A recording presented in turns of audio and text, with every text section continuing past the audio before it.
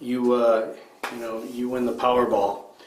You just won the Powerball. You just won the lottery. I love you, man. You can make, and we are your best friends, man. You just won the Powerball. You need another Heineken, man? Pack your bag. The only thing I can say is pack your bag. Yeah. So, I mean, what would you change? I mean, talk about if you could do what you want to do and how you see some changes and some things happening. If there was nothing holding you back and you could step in there and recreate this town, I guess what are some thoughts you'd have? Some ideas. I know that might be on the spot because that's a big question. No. I mean, for me, it's been a passion for me for 6 years now, and to have the cash flow that I need to really make it, oh my goodness, I would change so many lives, even as far as like starting my own label, well, they didn't sign you and you're that great, come see us, Put it this way, a couple of months ago, I created a chart, and I said everything is based on this television show happening, but trust me, this is more than about the television show because I did just like an umbrella. So we have about 8 or 9 different things coming behind this television show. So, and if I was a check writer, if that Powerball or big game ticket came in, I wouldn't be soliciting, knocking on anyone's door because we have a great team. And like I said, with everybody has their own special niche and talent. So we had that big bank account. Everybody go do what you do. Yeah, because our vision is already I know made. I would definitely put a lot of people on tour. Definitely, it will be a not just country tour of all different genres. Kick off in Amsterdam. It would be insane. Yeah, kick off in Amsterdam. Let's talk about networking. To Rio, De Janeiro. Okay. Talk about networking in Nashville. What should you do? What should you not do when you come to town? What should you do? Go ahead. Just what I said earlier, like I said, although I said I was a professional ball hopper, I'm also a professional networker. So again, I don't ever force. Number one, you have to have personality. Nobody's going to talk to you if you don't have personality. So, but one of the things I always tell people, you don't have to force yourself upon no one. I mean, it's just talk, listen. Eventually something's going to give you an avenue to talk about what you want to talk about. Don't overtalk somebody else in the conversation. Just like you said earlier, I hate when somebody said, let's do nothing to pick your brain. We normally 97% of our meetings are drinking meetings after 4. Because I tell people, I say, I can't come to your office and I don't want to pitch to you anything. Let's go have a drink, and just sit there and just talk, enjoy each other's company and have fun. It's like, well, what do you guys do? Yeah, because after a while it'll come around like you're saying.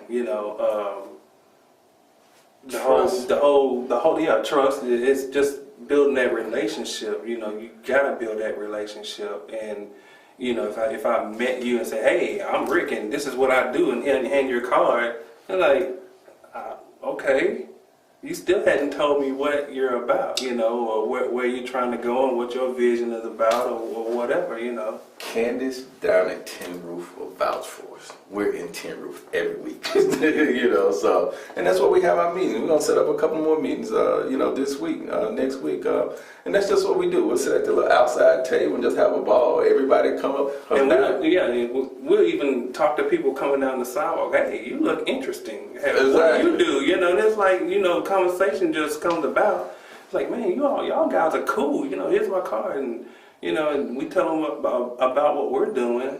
It's like, oh, that's cool. Let's and we're not stuck up in somebody's office, right? Behind a desk. Let's just exchange information.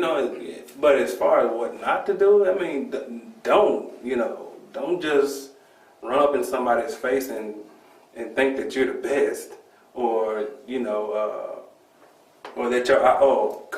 or that your idea is better than mine. Oh, I can't stand that.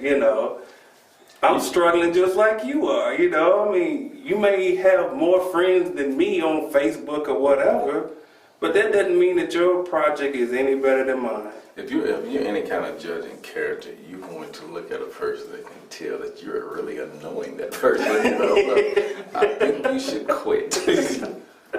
Change the topic. Yeah. How about them Cowboys?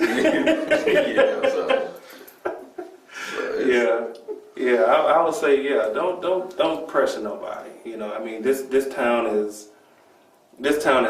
small enough to where your name, like, oh, that guy, don't mess with him. You know, he's just trying to go out for himself. He's not trying to support the community or try to help the community alone. I say he'll pull me back sometimes. Say, Fab, don't leave him alone. Leave him alone.